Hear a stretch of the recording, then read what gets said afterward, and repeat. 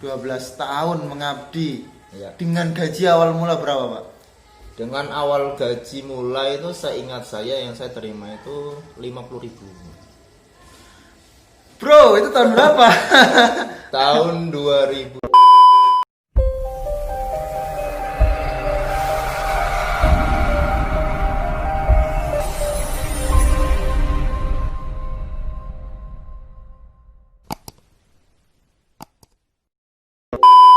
Oke, assalamualaikum warahmatullahi wabarakatuh. Waalaikumsalam. Selamat pagi, selamat siang, selamat sore, selamat malam untuk yang menonton. Sahabat subscribe dimanapun Anda berada. Ketemu lagi bersama saya pastinya di sudut pandang. Ngobrol, ngopi, santai, nyeritain perkara kehidupan. Ngobrol perkara iman. Sudah hadir edisi kali ini bro gua nih, brother saya.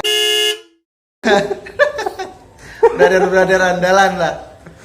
Beliau ini yang pakai masker namanya Bro Aziz 93. Apa Akhir Subhi. Pokoknya Facebooknya Aziz 93. Bro sebelah ini sudah pernah di mana channel paling awal itu ya, kita belajar tubi dengan Mr. Arif Syarifuddin. Iyalah, kalau guru bahasa Inggris kan dibilang master dong. Mister ya. Mister. Mister ya. Kalau master tuh sudah tahu apa sudah lebih tinggi. Tapi mister ya, tetap ya. Kalau guru olahraga sebutannya apa? Care. Pak D. Care.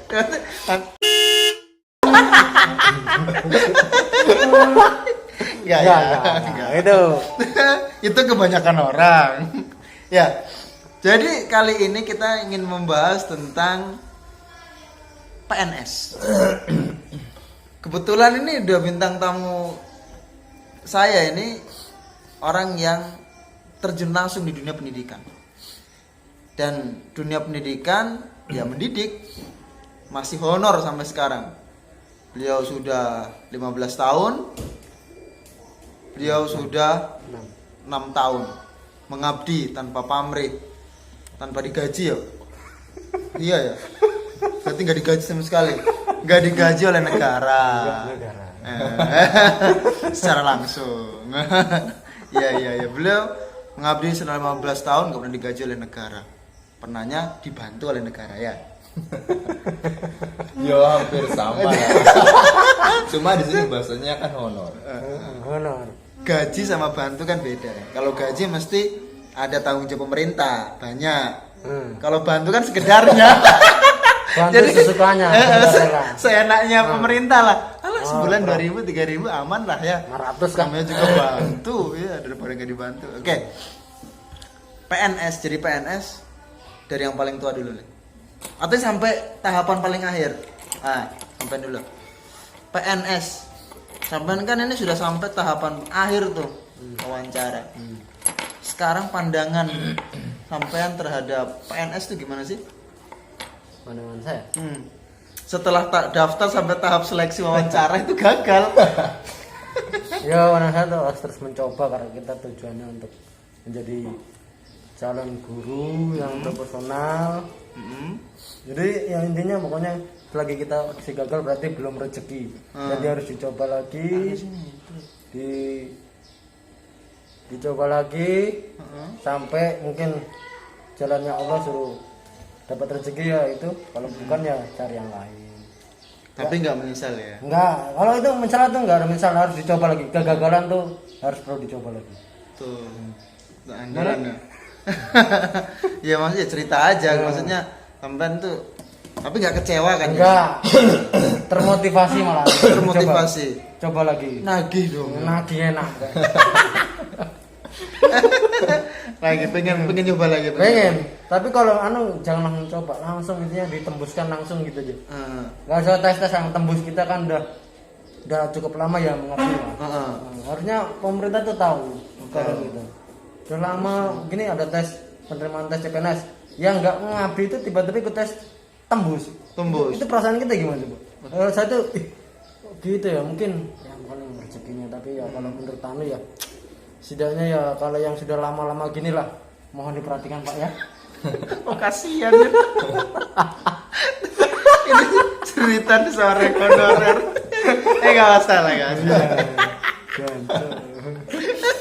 Kalau sampean nih setengahnya apa? Bukan setengahnya, lebih setengah daripada pengabdiannya Bro Aziz nih. Lama dan juga pernah daftar PNS juga. Gagal tapi ya. Saya sudah mendaftar 3 kali. 3 kali mendaftar. Iya. Kalau Ya. saya baru 1 kali Baru 1 kali. baru ada penerimaan. Tapi sudah sampai diwawancara. Wawancara itu atau bagus apa? loh. Tahap akhir. Tahap akhir mungkin Allah belum berkehendak untuk rezeki saya. Masih prairie honor lah. Sampean nih. 3 kali mendaftar. Hmm. Ingat saya pada tahun 2010.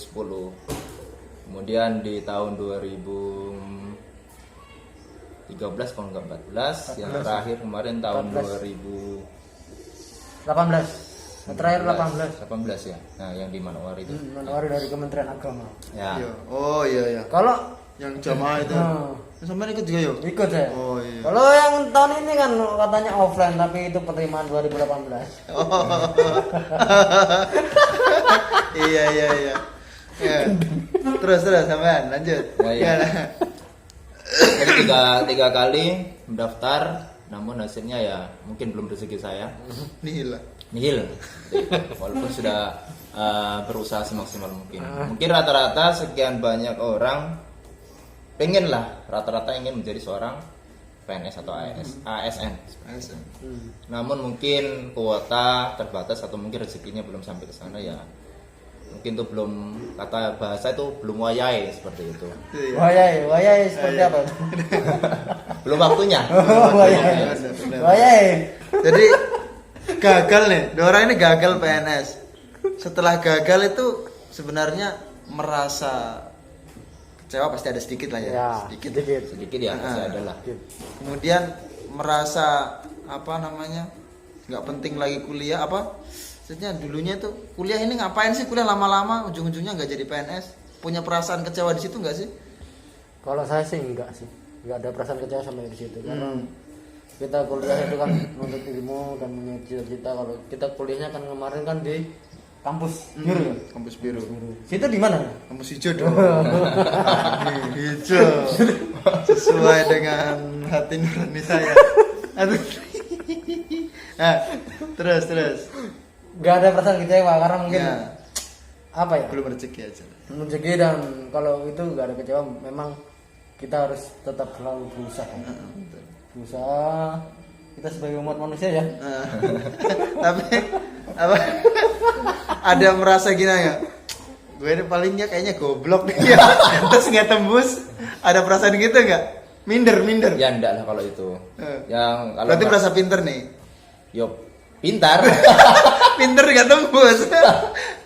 Susuk saking pintarnya makanya tembus nggak nyangkut itu. Oh, iya. Ketika ikut tes itu enggak ada termasuk pintar goblok. Goblok pun bisa tembus. Kalau memang rezekinya. Oh gitu ya. Ya, dan tadi saya sebut belum wayai. Nah, gitu. Gini ya, memang kita kayak pintar tapi di bawah kayak ada orang lain tuh yang kayak standar biasa. Ketika ikut tes dia jawab sembarang itu malah bisa tembus nilainya bagus daripada yang kita yang mikir kerjakan gitu. Atau mungkin karena terlalu mikir akhirnya panik. Akhirnya jawabannya nggak konsen, bisa jadi mungkin begitu. Tapi kalau menurut kemarin passing grade-nya saya dengan kamu itu kayaknya kamu di bawah saya, kok bisa melanjut ke tahap selanjutnya? Ya kalau masalah itu dari Atau sana. memang beda prodi. Beda. Nah, Kalau itu bahasa Inggris ini penjas. Saya kalau penjas sudah termasuk 3 besar. 3 besar di penjas. Ya dibutuhkan berapa kemarin? 7 kalau, tapi itu 3 terbesar itu di bawahnya lagi. Jadi habis 3 6.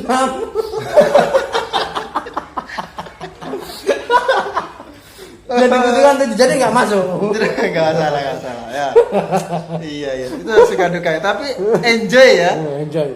Ya. Jadikan pengalaman. Pengalaman. Asik ternyata ya. Banyak teman dari luar, dari Sorong. Banyak yang tes dari luar dari seorang. Tapi nggak bosan ya? Enggak. Enggak lah. Bosan. Sampai batas akhir umur berarti tetap daftar ASN. Saya berharapnya nggak usah langsung aja diangkat kita yang lama-lama. Ya semua harapannya seperti itu kan gitu. Apalagi kita yang artinya sudah mengabdi di salah satu sekolah lah. Kalau saya dari tahun 2008 hingga saat ini ya kurang lebih 12 tahun. 12 tahun. Dia di salah satu sekolah. Gitu. Sekolah. 12 tahun mengabdi. Ya. Dengan gaji awal mula berapa, Pak? Dengan awal gaji mulai itu saya ingat yang saya terima itu 50.000. Bro, itu tahun berapa? Tahun 2008. Dan itu cukup. Kalau dibilang cukup sih tidak. Dikatakan cukup ya tidak. Namun di sini kan kita berpikir hanya untuk mengabdi. Namun dengan kesekian berjalannya waktu, ya alhamdulillah walaupun bertambah sedikit ya, dibilang kata cukup ya bisa dibilang ya tidak cukup. Kasarannya seperti berkah itu. ya. Ya, tetapi di situ kita mencari berkahnya. Karena seorang guru honor itu kalau mengabdi di sekolah juga tuntutannya sama dengan seorang PNS. Seperti itu. Nah, ini mungkin perlu diperhatikan lah untuk guru-guru honor, semua guru-guru honor yang ada di Indonesia, khususnya di sini lah di Kabupaten Sorong. Seperti itu. Dengan gaji 50.000, Bro. Terkadang juga ya ada penundaan sampai 2-3 bulan itu pernah terjadi seperti itu. Ya mau tidak mau seperti Rapel. Kapel ya. Di rapel. Sampai juga mengalami hal itu. Oh, saya paling kecil berapa? Saya kan Mas ini kan senior saya. Saya awal masuk itu sekitar 2014. Sudah lumayan kondisinya sudah lumayan membaik lah. Tapi waktu saya pertama itu 200 Berapa bulan? itu 1 bulan. Oh, itu di tahun berapa? 2014. 2014, 200 bulan. 2013an saya itu pas saya masuk. Saya kuliah ya, dulu ya? Masih kuliah. Saya kuliah dan saya ngabdi. Itu kuliah dari semester 1 sampai lulus ini. Jadi berapa 6 tahun apa? 6 tahun. 6 tahun awal gaji 200.000. Itu kadang ya terima 1 bulan 200, tergantung kalau kita sesuai jam juga ya di sini. Iya. Kadang ya 3 bulan. 3 bulan baru dibayarkan. Lah iya. 3 bulan 4 bulan Pernah kan? Dan itu cukup. ya, kalau dibilang cukup ya enggak cukup lah. Cukup saya. Untuk ukuran anak muda saja itu segitu nggak cukup. Enggak cukup. Apalagi ukuran punya anak punya istri. Gimana? Betul. Ya. Memang begitu nggak cukup. Enggak cukup. Mungkin di sekolah artinya kita mengajar dengan sepenuh hati, ikhlas, mentransfer ilmu kita kepada anak didik kita semua. Ketika pulang di rumah, kan seperti itu. Kita buka dapur lah, karena kasarannya seperti itu kan. Ya pasti kan pusing juga kan kalau misalkan hanya sekian ratus dalam sebulan. Taruhlah. Yang penting bisa beli beras lah ya. Iya, namun ini kan di sini kan kita kan ya sudah berkeluarga kan seperti itu. Jadi terkadang ya pusing juga kasarnya kita ingin mencari suatu pekerjaan yang lebih layak lagi lah seperti itu. Tapi kenapa bertahan? Nah itu, kenapa bertahan? Pertanyaan yang sangat bagus. Kenapa bertahan? Ini menjadi sebuah mungkin sebuah dari dalam hati kita, jiwa kita. Nah, sudah mencintai seorang pendidik. Sebagai pendidik. Ya. Sebagai profesi Ya, pendidik. sudah sangat mencintai. Sehingga terkadang itu kalau misalkan kita nggak bertemu anak didik kita dalam sehari saja itu perasaan hati ini semacam ada yang mengganjal begitu untuk mempunyai beban tersendiri lah seperti itu. Rindu sama anak. Siswinya. Yo, siswa-siswinya Semua.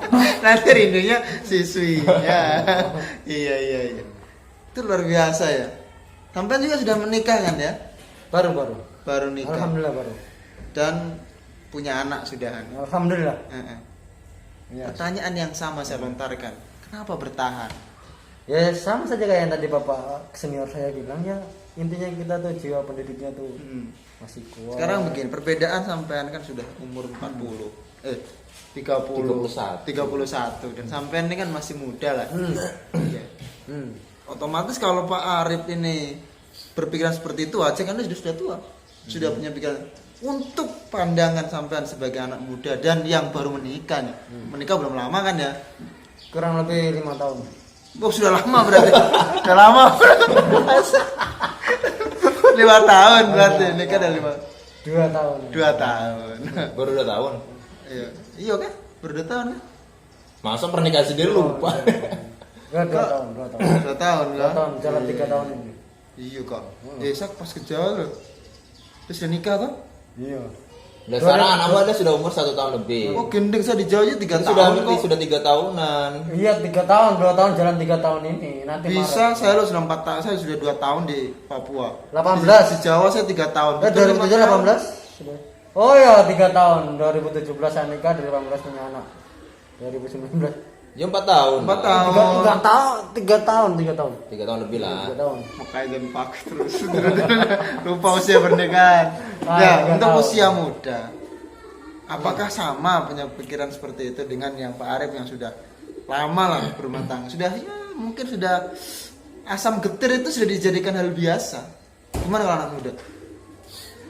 Maaf ya, teman. Saya kalau dikatakan anak muda itu belum enggak wajar karena saya sudah jadi bapak. Oh iya iya iya. Jadi kalau- Maksudnya dia dengan itulah masih muda lah, Nah, nggak setua Pak Arif. Bapak Juniornya. Senior tadi umur 30. 31. Oh, 31. Saya 28. 28. Beda 3 tahun. Beda. Makanya di bawahnya itu gimana lah. Iya. Intinya saya kayak gitu. Gimana? Tapi tetap sama saja ya nikahnya ya. Enggak kalau Sudah cinta ya. ya cinta, tapi kalau ada masalah ada pekerjaan lain sedikit ya disambi lah. Disambi. Tetapi nggak ninggalkan. Enggak, jadi nanti sambi kalau ada ya kembali lagi. Disambi. Saya sembarang mau tani. Monggo, ya proyek monggo. Itu karena sudah memiliki tanggung jawab. Seorang anak dan istri Boleh. seperti itu. Tapi kalau dulu belum ya. Dulu masih Dulu ya bos ngajar ngono tuh ayo. belajar. Dan masih kuliah juga toh. Oh iya masih kuliah juga. Masih pacaran ya. Masih pacaran sekarang. Oke. Gitu ya pemirsa. Ya. Coba pemirsa kayak TV rek. Yo sobat. Itu suka dukanya orang honor. Ya begitulah memang. Dan mereka bertahan dengan keadaan yang seperti itu. Tetapi nih, andaikan ada tawaran kerjaan yang bagus dengan gaji yang lumayan, tetapi kontrak 5 tahun. Kalau guru kan nggak ada kontraknya kan ya? Nggak ada. Nggak ada kontraknya. Misalnya gajinya 10 juta lah 1 bulan atau 15 juta, tapi kontraknya cuma 5 tahun. Apakah sampean semua berani meninggalkan sekolah demi kerjaan yang 5 tahun itu? Atau dikatakan sesaat itu? Oh, tetap dengan bertahan dengan ngajar yang ya penuh dengan perjuangan. Kalau menurut saya sih kalau memang pekerjaan itu bisa dibagi waktunya, mungkin apa namanya kita ambil waktunya 1 hari kah, 2 hari untuk bisa di sekolah ya. Kita di sekolah untuk mengajar. Tetap ya, nggak Tetap. meninggalkannya. Kalau kembali lagi kalau misalkan dengan keadaan yang sangat-sangat sudah artinya urgent sekali, otomatis kalau memang nggak ada perubahan ya kita mencari pekerjaan yang lain. Bukan karena apa, di balik itu kan kita sudah berkeluarga, kita punya tuntutan, kita punya tanggung jawab. Jangan sampai kita menelantarkan kita punya tanggung jawab seperti anak dan istri. Itu kan juga merupakan, apalagi kita seorang suami. Seorang suami kan mencari nafkah untuk menafkahi keluarganya. Jangan sampai kita mengabaikan anak istri kita, itu sudah zolim kan. Iya betul. Mantap. Betul. Iya. Apalagi yang hanya gini. Selama mengajar 12 tahun sampai 6 tahun dengan gaji yang sangat minim ya. Kalau kita logikakan itu gaji 200.000. Beras 1 karung itu paling sudah ngepres tuh. Ya. Dan untuk makan 1 bulan itu cuma beras sama garam itu kayaknya kalau memang mau hanya khusus 200 itu aja rezekinya ya. Iya. Nasi sama garam memang. Pernah nggak soal makan nih sampai nggak ada sama sekali. Soal makan. Ya, ini dulu. Coba lah ya, Saudara coba satu dulu nih. Bagaimana? Gimana bro? Pernah nggak kekurangan soal makan dengan gajimu yang sangat kecil? Jawab. Tidak ada cukup ruang. Lanjut ini masih lanjut. Nggak masalah. Kurang. Pernah kekurangan nggak? Nah, kekurangan nggak? Kalau kekurangan beras ya Nggak pernah. nggak pernah, karena gimana ya, saya menikah ini Agak keras dikit nggak masalah, kali nggak usah ngenes nanti saya ikut nangis. karena kalau kekurangan beras nih enggak, karena saya menikah ini dengan anak bungsu dari keluarga petani. Jadi dan tinggal sama orang mertua itu tinggal satu aja. Jadi ketika memang kalau kekurangan beras enggak, jadi seorang petani, bapak saya, mertua saya itu hari-harinya di sawah. Jadi ketika saya kalau ada enggak jam kosong atau enggak ada jam pelajaran kerja yang lain di sekolah, saya membantu mertua saya tanam padi. Tanam padi. Tahu padi? Tahu. Itu yang jadi beras kayak kita makan. Padi itu yang kayak labunya. Keras. Jadi kalau kekurangan beras enggak. Kalau masalah sayur bisa cari di ladang makan kangkung, tanam kaspi. Enggak. Betul. Alhamdulillah kalau Nggak kekurangan pernah menjual ya. enggak. Ada aja, karena tinggal mertua saling membantu orang tua. Jadi yang dimakan beras itu ya. Sampai pernah nggak mengalami yang terjepit sekali kayak gitu sih? Kalau sangat terjepit sih, alhamdulillah kayaknya enggak. Karena di sini juga istri saya juga kan sebagai seorang guru honorer yang masa pengabdiannya juga kalau tidak salah hampir sama dengan saya, 12 tahun juga. Alhamdulillah, walau sampai kekurangan sekali tidak, karena itu tadi kemungkinan itulah yang namanya rezeki yang berkah. Di samping itu juga kadang kita kan namanya anak kan pastinya kadang dibantu dengan orang tua. Itu yang perlu di ini ya garis bawahi, dan tidak perlu jangan sampai dilupakan jasa orang tua itu. Kemudian dan mungkin di sini juga saya mungkin menyampaikan untuk angkatan saya yang semasa saya waktu kuliah sampai detik ini, kemungkinan seorang laki-laki yang masih honorer itu hanya saya, mungkin itu yang dalam orang Arif Syarifuddin. ya yang seorang Oke, sorry bro. Tadi podcastnya kepotong karena materi itu memori di HP-nya penuh. Ya gitu. Jadi mohon maaf. Mereka sudah pulang, saya mau closing sendiri lah. Intinya bahwa mereka dengan gaji yang sangat minim, dengan gaji yang kecil, bisa bahagia, bisa tersenyum. Bagaimana dengan Anda yang gajinya besar, pekerjaannya bagus, hartanya banyak, susah untuk tersenyum? Belajar bahagia. Bahagia bukan dari banyaknya uang dan harta, tapi bahagia dari sini. Demikian podcast kali ini, tetap di sudut pandang. Bye.